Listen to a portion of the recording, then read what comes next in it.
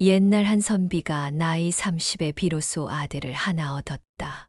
그 아들이 나이 대여섯 살이 되자 잘생긴 얼굴이 출중하고 귀여워 애지중지 키웠다. 그러던 어느 날이다. 점을 귀신처럼 잘 치는 소경을 만난 이선비는 귀여운 아들의 운수를 그에게 물었다. 그러자 소경이 이 아이는 15살이 지나면 과연 귀하게 될 격이오. 하지만 아내를 얻은 후에 반드시 이 세상 사람이 아닐 것이오. 하고 점괘를 알려주었다. 선비는 크게 놀랐다. 이미 귀하게 될 품격인데 어찌 그런 무서운 점괘가 어디 있단 말이오. 부디 그 애군을 면할 수 있는 좋은 방법을 가르쳐 주시오. 선비가 애원을 하자 소경은 원래 천기는 누설이 곤란하오. 하지만 그대의 정성이 가긍하고 이 아이가 또한 아까우니 내 화를 면할 수 있는 계책을 지시해드리리다. 하고 말했다. 부디 일러 주시오. 거기서 소경이 지시해준 말은 다음과 같았다. 그 아이가 혼인을 치른 후 3일 동안은 절대로 처가 집에서 자면 안 되고 조석의 밥은 물론 물 한 모금이라도 처가의 것은 마시지 말며 왕래만 해도 반드시 큰 애군이 그에게 미치게 될 것이다. 또한 작은 그림 한 폭을 줄 테니 절대로 열어보지 말고 단단히 간수해두라. 위급한 때를 당해서 열어보면 화를 면할 도리가 거기서 나오리라는 것이었다. 소경은 끝으로 내 모든 말을 꼭 명심하고 이 그림을 잘 간직하시오. 하며 그림 한 폭을 주었다. 선비는 그때부터 소경의 말을 명심하며 절대로 방심하지 않았다. 과연 아이는 15살이 되던 해에 전력이 쟁쟁한 재상의 사위로 장가들게 되었다. 혼인날 신랑은 점심과 저녁을 절대로 먹지 않았다. 또한 밤에도 처가에서 자지 않고 자기의 집으로 돌아가서 사흘 동안을 자서 마땅한 예의를 폐하고 말았다.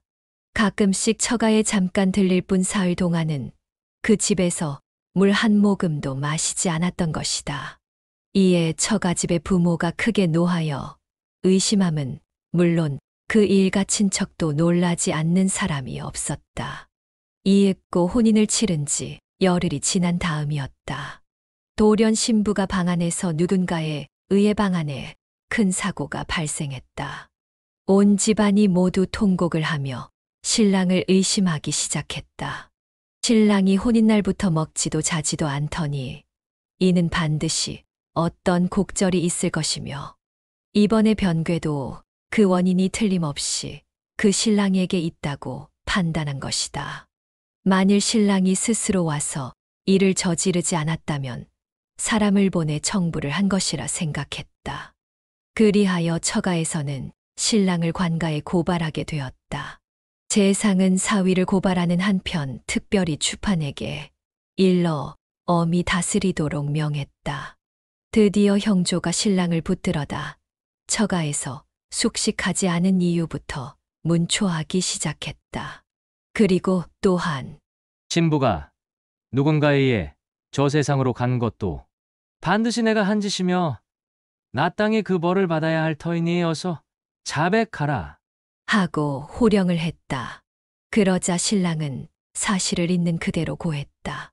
처가에서 숙식을 하지 않은 이유에 대해서는 알지 못합니다. 모르는 일을 했단 말이냐?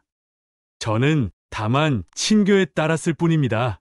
그럼 신부의 사고는 어떻게 된 것이냐? 실로 의외의 일이며 범한 바가 없습니다. 이에 형조는 신랑을 더욱 엄하게 다스리기 위해 형틀을 준비시켰다. 너무도 억울한 신랑은 통곡을 했으나 소용이 없었다. 그때였다. 문득 아버지가 준 그림이 신랑의 머리에 떠올랐다. 그리하여 신랑은 품속에서 봉한 그림을 꺼내 원컨대 법부는 이것부터 보시고 처분을 내려 주십시오. 하고 애원했다. 형판이 그것을 받아서 펴보니 한 그림이 있었다. 누런 종이에 개가 3마리 그려져 있었던 것이다. 그 그림을 놓고 한동안 심각하게 생각한 형판은 어떤 생각을 해냈다. 형판은 즉시 형리들을 시켜 너희들은 지금 당장 신부의 집으로 가서 그 집의 족척은 물론 문객과 종의 무리 가운데 황삼술이라는 자가 있거든 불러올 것이며 만일 현장에 있거든 즉시 잡아오도록 하라. 하고 명을 내렸다.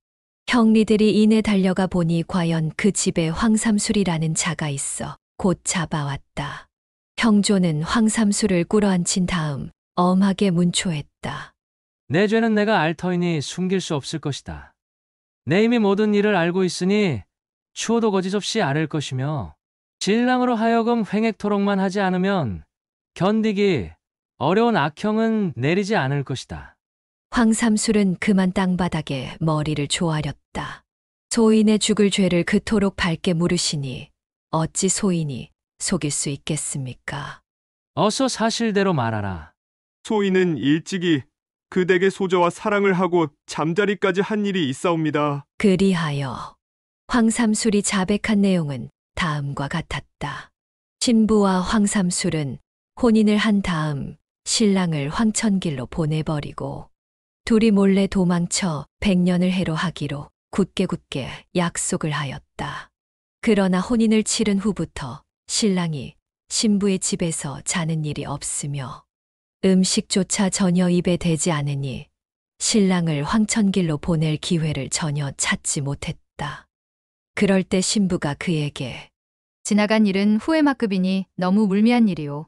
나는 이제 적당한 사람을 만났으니 그동안 만나서 즐겼던 짓은 청산하자. 하고 말하는 게 아닌가. 그때부터 신부는 그를 곁에도 오지 못하도록 했다. 이에 황삼술은 분함을 참을 길이 없었다. 그리하여 그 밤에 조용히 들어가 신부를 황천길로 보냈던 것이다. 우선은 약속을 어긴 데 대한 분풀이었고 또 하나는 그 죄를 신랑에게 뒤집어 씌우기 위해서였다.